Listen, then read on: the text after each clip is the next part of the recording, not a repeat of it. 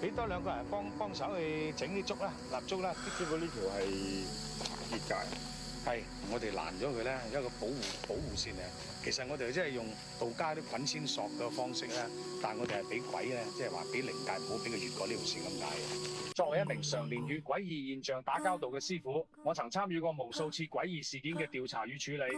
而喺老撾同埋泰國邊境2條猛鬼公路嘅經歷，至今仍讓我心有餘悸。起初，我哋攝製組喺老撾聽聞連接中泰邊境嘅一條公路邪門異常。據當地人講述啊，喺好耐以前，一個女仔遭遇車禍，司機尋嚟村民幫手嘅時候，車輪下只係淨血跡同埋浸透鮮血嘅衫，女仔卻消失得無影無蹤。關於此事有2種講法啦，一咧係女仔本就係詭異嘅存在，因此自行離去；二係俾當地巫師帶走。此後呢條公路交通事故頻發，就喺我哋出發前冇幾耐，仲有一架旅遊大巴仲喺度撞車，司機俾車頭夾住之後離奇失蹤，最終被確認身亡。就喺大家聽嘅入神嘅時候咧，車裡面嘅人咧突然間佢就話喺加油站下方3根燈柱處似乎有唔明白色物體嘅。我見到油站再對落嗰3條個燈柱，我見到有個白色個唔知男定女咁企喺度。其實當阿欣咧指住呢個遠處嘅燈柱咧，講出白色物體嘅事之後咧，我心中就已經警鈴大作。我眾人聽完之後咧，佢想要折返查看，耐唔住佢哋嘅請求㗎。我點頭同意啦，但出於職業習慣咧，我都係攞出咗羅盤嘅。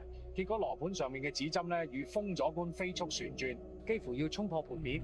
我神色凝重咁對眾人話：此地磁場極強，貿然行事，不僅我哋有性命之憂，仲會連累過往車輛。但係大家嘅好奇心同埋拍攝任務嘅壓力，使佢哋唔願意輕易放棄。無奈之下，我只能採取折中嘅方法，答應帶佢哋去追尋另一條令人聞風喪膽嘅猛鬼公路。到達目的地之後，雖然已經係黃昏時分，可公路上瀅漫住不尋常嘅壓迫感，仲係迎面而嚟。附近居民談及此公路，更係面露驚恐。我嘅解講嘅嘢。哦，我師傅啊，其實佢咧就話咧呢條公路咧就好多車禍㗎，咁佢都知㗎。佢差唔多入黑咧，佢就慢嘢就走㗎啦。佢夜晚咧就好得人驚嘅。隨後我哋揾到咗附近嘅寺廟主持，從龍寶大師口中得知，呢條公路嘅詭異，竟與佛寺門口嘅百年大樹有關。哦，係呢度啦，冇錯。師傅啊，龍寶大師就講咧，呢度咧出面嗰2棵大樹咧，就綁咗好多嘅法器喺度嘅。咁主要原因就話呢度咧嗰個意外成日都有嘅，咁所以咧佢哋覺得咧嗰棵樹咧係有靈氣嘅。咁所以咧就係即係做啲法事嚟包咗佢咯。มันก็เป็นของศักดิ์สิทธิ์อย่างหนึ่ง。佢話嗰個有人見到個形態咧，就唔係一個人嚟嘅，見唔到嘅，即係見唔到有一個人嘅形狀。咁但係咧會見到有啲嘢飄過。龍寶大師仲話俾我知，每到夜晚便會有黑影喺樹間飄忽，甚至仲會引發慘烈嘅車禍。多年嚟試圖砍樹嘅人都遭遇不測，就連寺廟用佛像鎮壓都無濟於事。我望住嗰2棵枝葉扭曲如鬼爪嘅大樹，太陽穴突突直跳，一股強烈嘅不安感湧上心頭。雖然龍寶大師極力勸阻，但係大家卻渴望同呢棵樹裏嘅住客接觸。我雖深知此地危險重重，仍然決定一試。其實從風水角度睇，大樹已滋生眾多詭異，仲擋住轉彎處視線，形成死門格局。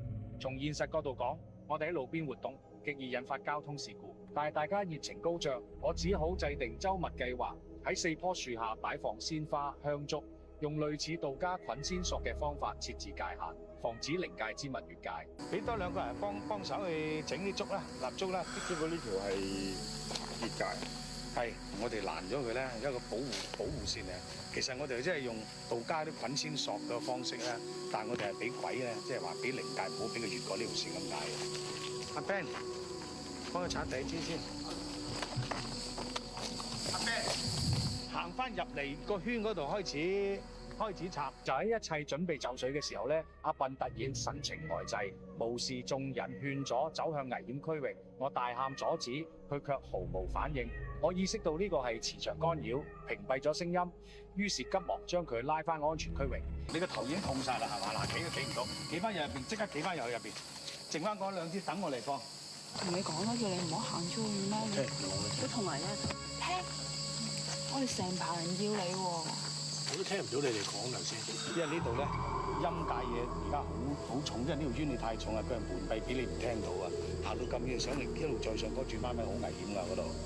一切就緒之後，我哋喺路邊靜靜等待，現場氣氛愈發壓抑，我嘅心跳快得好似係要衝出胸腔。我能夠清晰感受到無數陰冷嘅目光正死死盯住我哋，周圍嘅溫度驟降，哈出嘅氣瞬間形成白霧。唔搞，乜都唔搞，等佢舒緩下，冇影響我啲，但我哋唔撐。儘管眾人誠心上香化寶，可嗰股壓迫感卻如實質咁越發沉重，空氣彷彿都被抽空，俾人喘唔過氣嚟。突然，我後頸嘅汗毛全部豎起，一種強烈嘅危險預感襲來。遠處嘅黑暗中，似乎隱隱有黑影喺快速移動，朝住我哋嘅方向逼近。我察覺到情況不妙，深知此地不宜久留，趕忙吩咐眾人盡快撤離。